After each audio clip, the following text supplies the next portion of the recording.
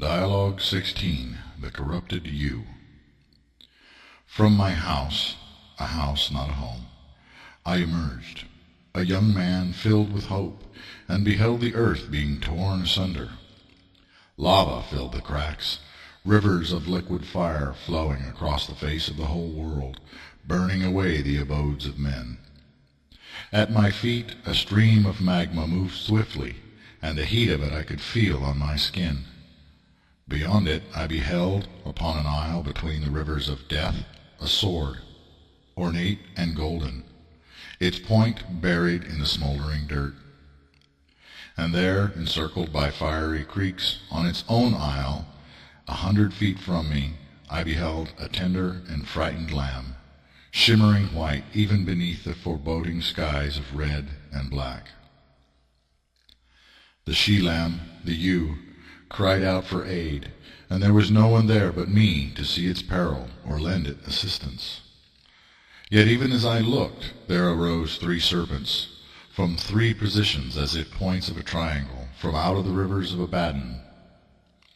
Each had 2 wings, each with arms and clawed hands like powerful men, each with a cruel weapon of archaic fashion, one a trident, one a criss sword, and one with a barbed whip. One serpent was the deepest red, another was shining black, and the last was a sickly hue of green. The lamb was frightened and cried out, looking to me through sky-blue eyes filled with a plea. Overcome with fear for her, compassion for her peril, and indignation at those threatening so innocent a thing, I lost all concern for the rivers of Abaddon, and leapt across the first span, grabbing the sword from the earth. Yet the next flow was wider, and I hesitated, but a moment, even as I realized I was too late. The serpents took turns biting the little ewe, and their venom made her stagger. Stains of crimson spotted the pure whiteness of her coat, and as I prepared to leap to her isle, the serpents looked at me and seemed to snicker, even as they struck at the she-lamb headlong. She had none to save her at all. They plunged headfirst into her body, and writhed very quickly into her form.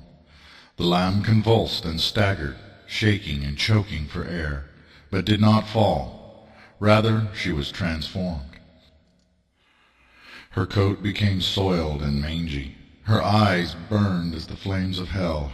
Her hooves looked as though they were covered over and became shod with iron, and terrible horns like those of a goat, black and metallic in nature, grew from her skull. She had become something terrible and terrifying to behold, and there was nothing I could do to save her, even as I landed upon her little island in the midst of the fiery rivers.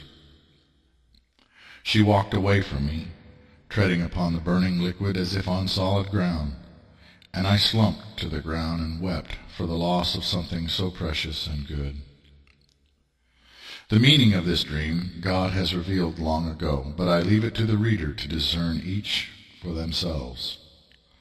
Still, the sword is in my hand, and I pray that the sword is now in yours also, and that you also shall wield it according to God's plan. What is left for us to do but to slay the terrible thing, which has become the haunt of demons and the tool of the destroyer? To slay it, however, means that we too must learn to walk on fire as if on solid ground. Amen.